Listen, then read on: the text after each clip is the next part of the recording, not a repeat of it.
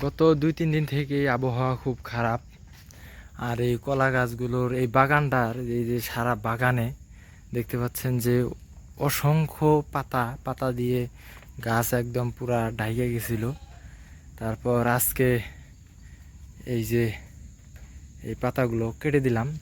তো এই পাতাগুলা কাটার মূল কারণ হইতেছে যে এই পাতাগুলা যদি আমি না কাটি এখন, তাহলে বাতাসটা আরও এখানে আটকিবে। যদি ঝড় হয় তাহলে এই বাতাসটা মানে এখান থেকে এখানে যে বাতাসটা ঢুকবে এটা আর বের হতে পারবে না। বের হতে না পারার কারণে এই গাছগুলা সব ভেঙে যাবে, A to Z যত গাছ আছে এই বাগানে সব ভেঙে যাবে। আর তার মধ্যে হইতেছে যে কিছুদিন থেকেই যে কি পরিমাণ বৃষ্টি হইতেছে, আপনাদেরকে আমি যদি একটা বিষয় না দেখাই তাহলে আপনারা বুঝতে পারবেন না।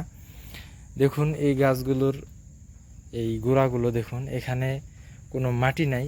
অতিরিক্ত বৃষ্টি হওয়াতে এই গোড়া থেকে মাটিগুলো সব সরে সরে গেছে, যার ফলে এই মোতাগুলা বের হয়ে গেছে। এগুলো এখন খুবই ভয়াবহ অবস্থা, কারণ হালকা যদি বাতাস আসে, হালকা বাতাস আসলেই এগুলা সবগুলাই ভেঙে যাবে। তো সেই ভয়ে আজকে এই যত মানে অতিরিক্ত পাতা ছিল সেই অতিরিক্ত পাতাগুলা কেটে দিলাম। তার সাথে সাথে আজকে কিছু কলার ছড়িও কাটলাম, অনেকগুলো ছড়ি ছিল কাটার, সেইগুলো কাটলাম।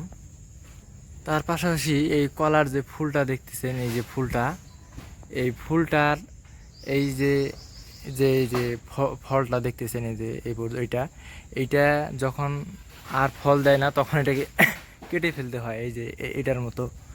তো এটাকেও কেটে ফেললাম, মানে এগুলা যেগুলা কাটার মতো আছে এগুলা সব কাইটা সাফ করে দিছি। তো আজকে এগুলা সব কাটতে হবে, না কাটলে আর হবে না, কারণ যে কোনো সময় ঝড় আসতে পারে। আর বাগানের অবস্থা মোটামুটি খুবই খারাপ যা দেখতেছি। উপরের দিকে তাকায়া তাকাইয়া গাছ কাটতে ঠাল কাটতে কাটতে ঘাড়ের এই পাশ দিয়ে ব্যথা হয়ে গেছে। রেস্ট নিতে বসলাম, একটু রেস্ট নিয়ে তারপর আবার কাটা শুরু করতে হবে। আজকে তার মধ্যে আবার ঘাসও কাটি নেই, ঘাসও কাটতে যেতে হবে। এখন বেলা বাজে প্রায় 12:30টার মতো, আর কিছুক্ষণের মধ্যে হয়তো আজান দিবে। আর আর 1-1.5 ঘন্টার সময়ের মধ্যে যতদূর আর কি বাগানটা পরিষ্কার করতে পারি, তো ঠিক তত দূরই করার চেষ্টা করব। দেখি কি অবস্থা দাঁড়ায়। আকাশের অবস্থাও খুবই খারাপ।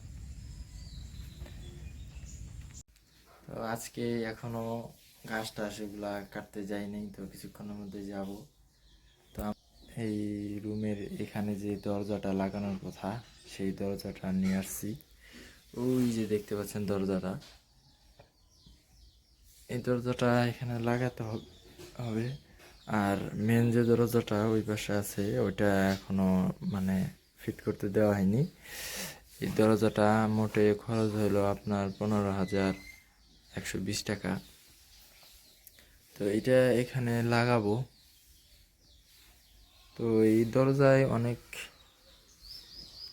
টাকা পয়সা খরচ হয়, তার মধ্যে বেশ কিছুদিন থেকে একটু অর্থ সংকটে ভুগতেছিলাম, যার কারণে এগুলো আসলে লাগাইতে পারিনি।